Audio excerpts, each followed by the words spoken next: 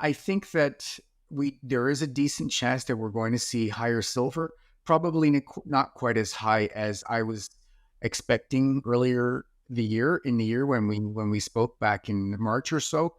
But I do think that we have the potential for strength. One of the reasons is we talked about before. I think that in the sort of near term, the dollar may have topped. I think that that's going to help silver with a tailwind if we have the Fed continuing to hike rates. So that will, I would say, sort of push back the timeline in terms of when we could see silver start to climb. I would expect that in the first couple of quarters of next year is when we have sort of a better chance of seeing silver assert itself more and have seasonality start to kick in and get that to push the market towards a rally more easily. The two largest suppliers of silver are Mexico and Peru.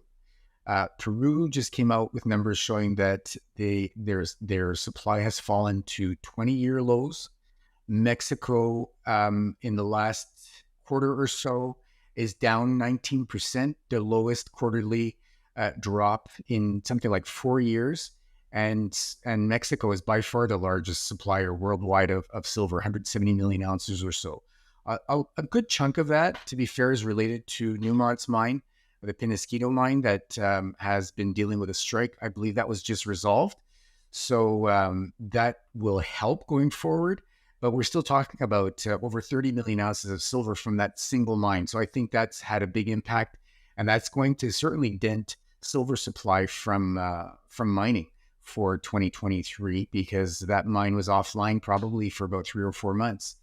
So, given that the world's two largest silver supplying countries are seeing multi-year lows in supply, the sentiment that I got from these retail investors actually, I'm not going to say ecstatic. It was quite strong. They were nonetheless, despite the challenges in precious metals, they were very interested and seemed quite committed and understood that this was not a short game, that it's a long game, and that they need to understand how the market works, stay informed, participate, be ready, do their research now. And that gave me actually a fair bit of confidence in terms of the ability, I guess, of some of the of retail investors to be able to assess the markets and to gain and maintain exposure to something like precious metals, which is obviously quite a niche market if you look at investments in general. I mean, the U.S. CPI numbers came out just a few days ago.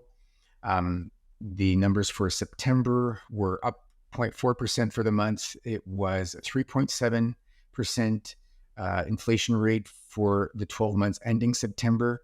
And that was actually the same as it was in August, on the same pace.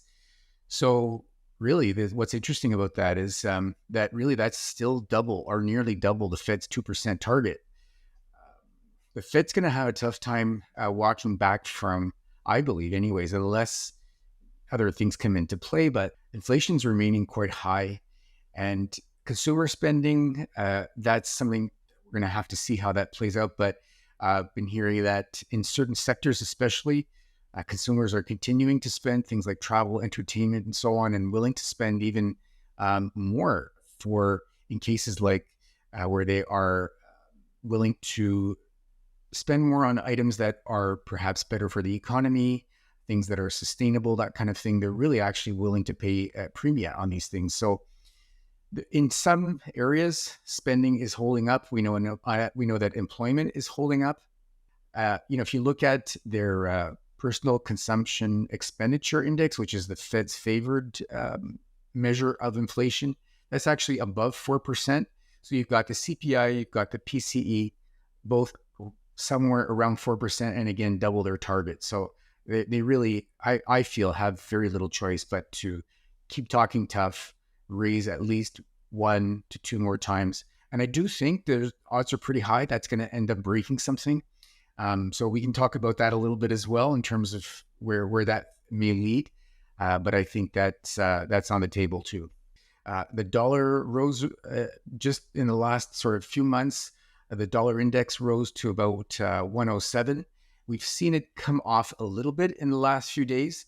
My feeling is that, and I think a lot of that is driven by uh, the rates by interest rates, which is the Fed raising rates, makes rates being higher makes the dollar attractive. It also, of course, hurts especially longer term treasuries, which in some ways makes them attractive, but it especially makes short term treasuries attractive because you can now get a 5% yield on, a 1 month, 3 months, even a 1 year treasury. So why would investors be looking at stocks? Why would they be looking at longer term bonds? Why would they be looking at precious metals? They can get a good yield, not take risk, and so the higher rates certainly makes for the stronger dollar, and it makes for headwinds on precious metals. So we saw the dollar rise, we saw silver come off somewhat. Same with gold. If I had to make a guess in terms of what the Fed was going to break, like you said, very much you're right, Charlotte. These things are impossible to know in advance, and that's pretty much the definition of a black swan. My best guess would be that the banking crisis is just not over. The banks are struggling. I read something just recently, some statistic that it's the first time in something like 20 or 30 years that we've had, I believe it's a quarterly period in the U.S. where deposits have actually shrunk in U.S. banks. That's practically unheard of, and it's in part because they can't keep up with treasuries. Treasuries paying 5% means money market funds are really attractive for investors. Why would they want to give their money to a bank and deposit their money there when they can do better elsewhere? It's perfectly safe, if not safer. They probably feel safer. So the banks really are struggling, and they hold a lot of these longer term treasuries that have themselves been suffering because of higher rates. So those treasuries have gotten sold down. Yes, the Fed did step in for the regional banks and picked up those treasuries. I think that medium term, we may have seen at least a shorter term peak in the dollar at 107 in the dollar index. I think we may have seen the sell off in longer term treasuries also end and start to reverse. I'm not convinced by any means that it's a longer term trend, but I think we're going to get a counter